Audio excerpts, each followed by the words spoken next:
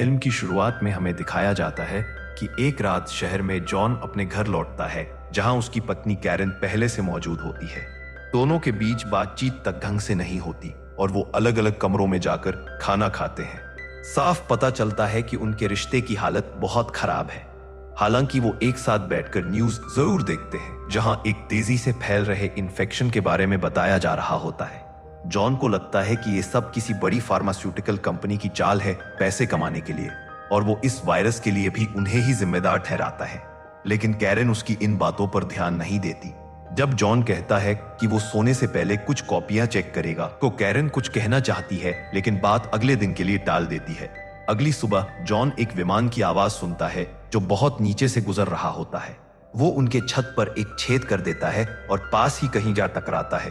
उसी समय कैरन आखिरकार बात करना चाहती है, लेकिन जॉन उस हादसे को देखने के लिए बाहर निकल जाता है। वो ये नहीं सुन पाता कि कैरन तलाक चाहती है। जॉन बाहर जाता है और देखता है कि एक हवाई जहाज इमारत के किनारे जाकर टकराया हुआ है, जिससे जबरदस्त आग लगी हुई है। उसी वक्त उनके पड़ोसी जॉन को बताते हैं कि जिन लोगों को इन्फेक्शन हुआ है वे अब दूसरों को काट रहे हैं। यह सुनकर जॉन तुरंत कैरन को बताने के लिए घर लौट आता है, जबकि बाहर लगातार सायरन बज रहे होते हैं। वो दोनों खिड़की से झांकते हैं और देखते हैं कि संक्रमित लोग अब ज़ॉम्बी बन चुके हैं, जो इस समय आसपास के लोगों पर टूट पड़े हैं और उन्हें खाकर जान ले रहे हैं। तुरंत टीवी चालू किया जाता है और कैरन ड्रिंक करते हुए न्यूज सुनती रहती है, जहां रिपोर्टर सबको घरों में बंद रहने की सलाह दे रहे होते हैं।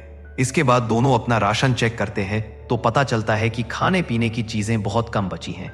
ये सोचकर जॉन इतना घबरा जाता है कि वो बाथरूम में जाकर उल्टी कर देता है।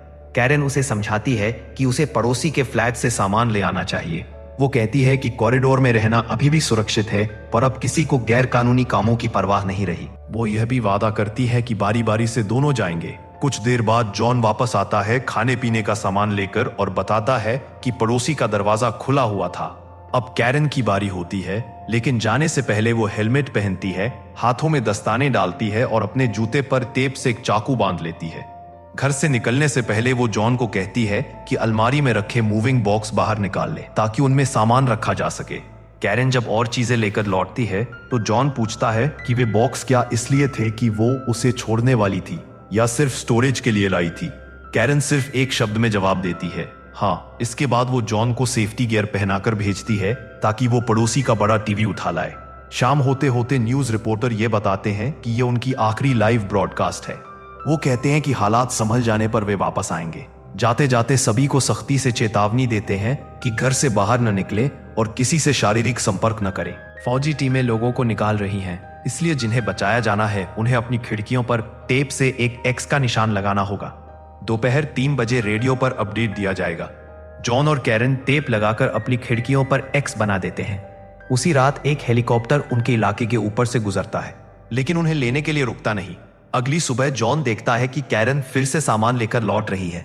वो बताती है कि उसे नींद नहीं आई, इसलिए वो आस पड़ोस के फ्लैट से चीजें लेकर आई है, क्योंकि उन्हें नहीं पता ये हालात कितने दिन चलेंगे। जॉन उससे वादा करवाता है कि महामारी खत्म होने पर वो ये सब सामान वापस कर देंगे, लेकिन उसे ये देखकर बहुत बुरा लगता है कि कैरन ने काम की चीजों के साथ साथ फालतू सामान भी उठा लिया है, जैसे कि सुंदर कपड़े। इसके बाद जॉन ये सोचकर डरने लगता है कि कहीं ज़ॉम्बी उनके घर में घुस न जाएं। वो खुद को बचाने के तरीके ढूंढना शुरू करता है, जैसे स्प्रे और लाइटर से एक जुगाड़ वाला फ्लेम थ्रोवर बनाना।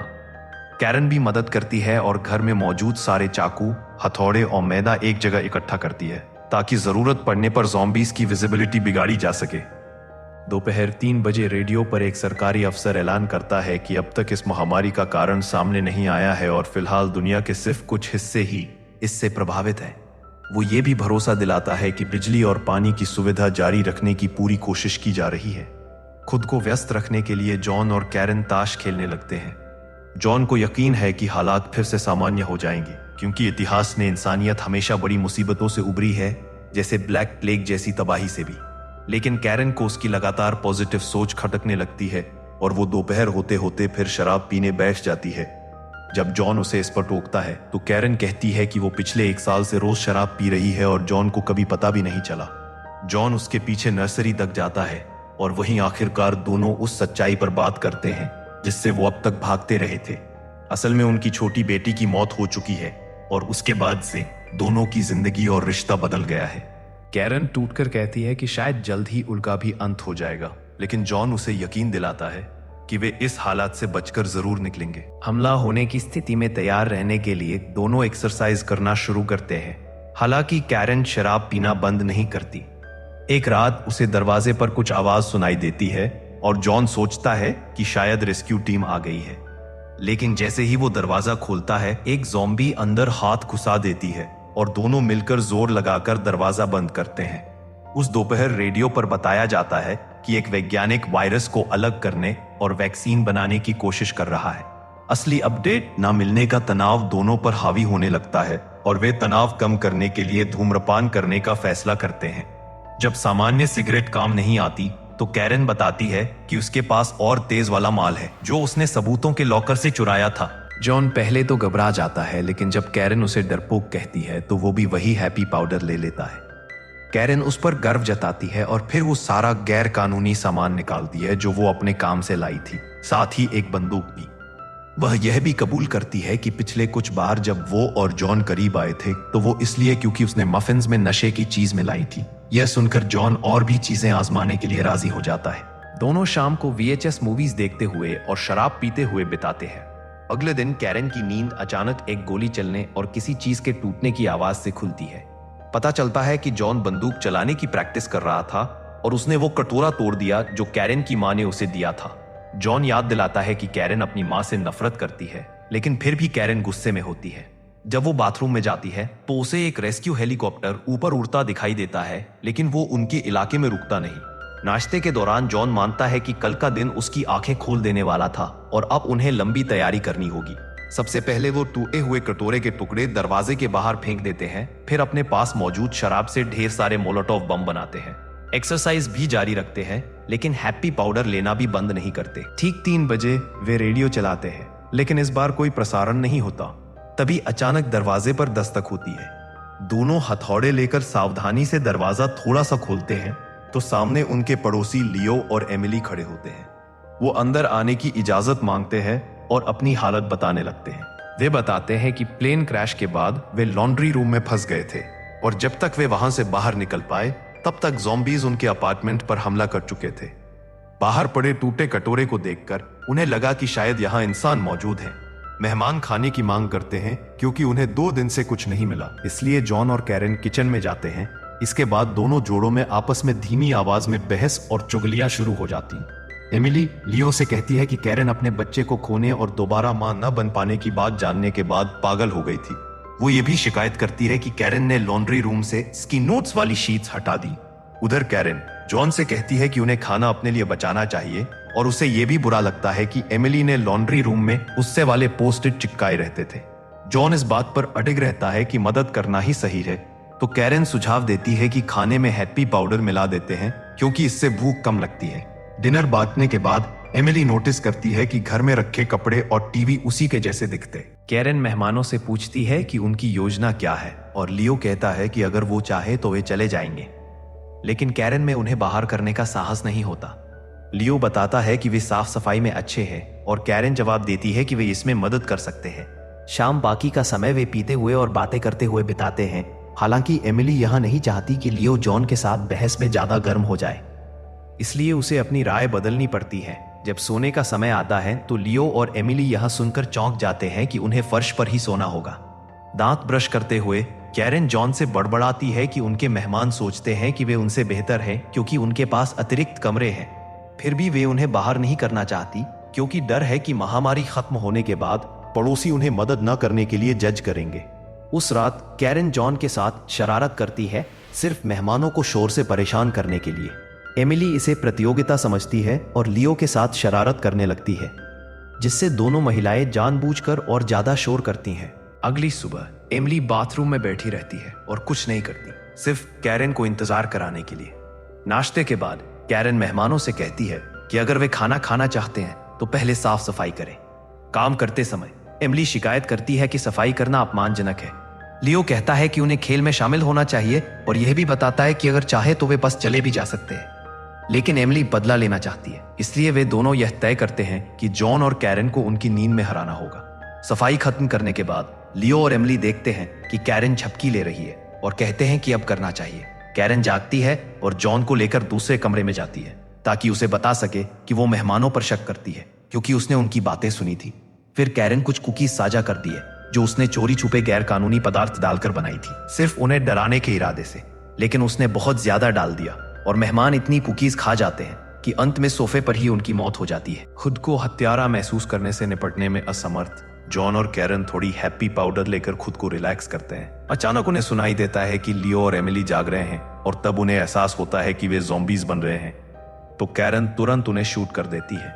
फिर वे शवों को दूसरे अपार्टमेंट में ले जाते हैं और दिन बाकी का समय अपर्स का सेवन करते हुए बिताते हैं। सोने का समय आते ही वे सेडेटिव लेते हैं ताकि नींद आ सके। उस रात वे इतनी गहरी नींद में सोते हैं कि रेस्क्यू हेलीकॉप्टर की आवाज भी नहीं सुनते, जो बचे लोगों को अपनी लाइट ऑन करने के लिए कह रहा था ताकि उन्हें ढूंढ सके। अगली सुबह कैरन कहती है कि चूंकि हर दिन उनका आखिरी हो सकता है, इसलिए वो बाहर जाना चाहती है सिर्फ खुद होकर। वे और अपर्स लेते हैं और लंबे समय तक शरारत करते हैं। बाद में जब वे नहाते हैं तो कैरन घोषणा करती है कि इस सब के बाद वह एक बच्चा गोद लेना चाहती है और जॉन सहमति देता है। दोनों मान लेते हैं कि उन्होंने एक दूसरे से प्यार करना कभी नहीं छोड़ा और उम्मीद करते हैं कि वे फिर से सब कुछ सही कर पाएंगे। सबसे पहले वे डेट नाइट रखते हैं और जॉन स्वीकार करता है कि बच्चे को खोने के बाद उसने काम को अपनी जिंदगी पर हावी होने दिया, लेकिन महामारी ने उसे नया नजरिया दिया और सिखाया कि वह वास्तव में क्या चाहता है। एक रोमांटिक फिल्म देखने के बाद कपल तैयार होता है शरारत करने के लिए, लेकिन उसी समय किसी ने दरवाजे पर दस्तक दी। एक आवाज आती है कि यह रेस्क्यू टीम है। कैरन दरवाजा खोलती है, लेकिन तभी 3 बदमाश अंदर घुसते हैं और उसे मार देते हैं। वे जॉन को चाकू की नोक पर धमकी देते हैं और उससे कीमती चीजें इकट्ठा करने को कहते हैं, जबकि नेता कैरन को बेडरूम में ले जाता है। जब कैरन को मौका मिलता है तो वह उसके चेहरे पर आटा फेंक देती है और उसे ग्रोइन में किक मारती है। फिर कैरन कुछ कैंची उठाती है और रिपीटेडली उसके गले में वार करती है। बाकी 2 बदमाश अपने नेता की जांच करने आते हैं और कैरन पर गुस्सा हो जाते हैं, लेकिन इससे पहले कि वे उसे छू पाते, जॉन बंदूक लेकर प्रकट होता है और जल्दी से दोनों को मार देता है। कपल शवों को दूसरे अपार्टमेंट में ले जाता है और फिर एक ड्रिंक लेता है। अचानक उन्हें आवाज सुनाई देती है और पता चलता है कि यह रेस्क्यू टीम है। वे खिड़की की ओर दौड़ते हैं और उनकी ध्यान खींचने की कोशिश करते हैं, लेकिन कोई फायदा नहीं होता। वे अपार्टमेंट छोड़ने का फैसला करते हैं और पाते हैं कि कॉरिडोर ज़ॉम्बीज से भरा हुआ है। जॉन उन्हें हथौड़े से मारना शुरू करता है और आखिर में उनका खून अपने चेहरे पर लगा लेता है। यह पर्याप्त नहीं था कि कोई रास्ता बन सके, इसलिए कपल फिर से दरवाजा बंद कर देता है और खिड़की की ओर लौटता है, लेकिन हेलीकॉप्टर जा चुके होते हैं। कैरन घबराती है क्योंकि उनके पास बहुत कम खाना बचा है, तो जॉन वादा करता है कि आराम करने के बाद वे योजना बनाएंगे। रात के बीच में कैरन उठती है और पाती है कि जॉन सभी हथियारों को तेज कर रहा है और फ्लैशलाइट्स में नई बैटरियां डाल रहा है। फिर वे कुछ सुरक्षा उपकरण पहनते हैं और एक चुंबन के साथ प्यार के शब्द साझा करते हैं।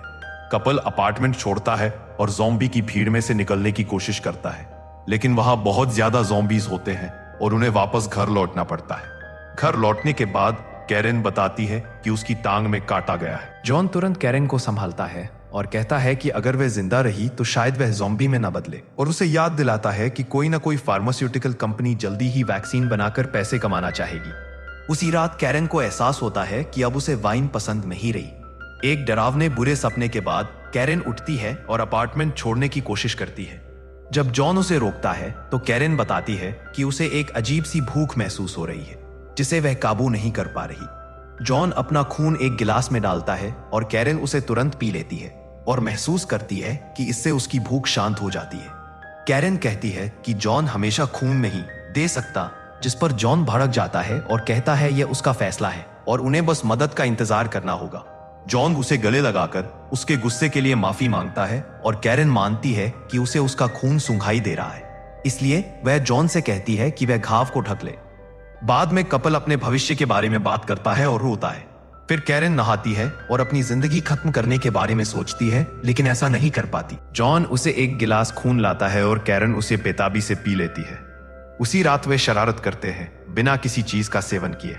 अगले सुबह जॉन उठता है और पाता है कि बिस्तर खाली है। बाथरूम में उसे कैरन का एक पत्र मिलता है जिसमें वह धन्यवाद देती है कि उन्होंने साथ में शानदार जिंदगी बिताई। वह बताती है कि उसे डरावने सपने आ रहे हैं कि वह ज़ॉम्बी बन रही है और चाहती है कि जॉन उसे खत्म कर दे, इसलिए उसे नर्सरी जाना होगा। जॉन उस कमरे में जाता है और पाता है कि कैरन ज़ॉम्बी बन चुकी है और दीवार से चेन से बंधी हुई है। उसके सीने पर एक साइन टंगा है जिस पर लिखा है लव मी किल मी। आंसुओं से भरे जॉन उसे महामारी के बाद अपने कल्पित भविष्य के बारे में और बताता है। अपनी दुख भरी भावना को कम करने के लिए वह शराब पीता है, फिर अपनी बंदूक उठाता है और अपनी पत्नी को गोली मारने के लिए तैयार हो जाता है। कुछ ही पलों बाद कुछ सैनिक अपार्टमेंट में दाखिल होते हैं क्योंकि उन्होंने खिड़की पर एक्स को देखा था।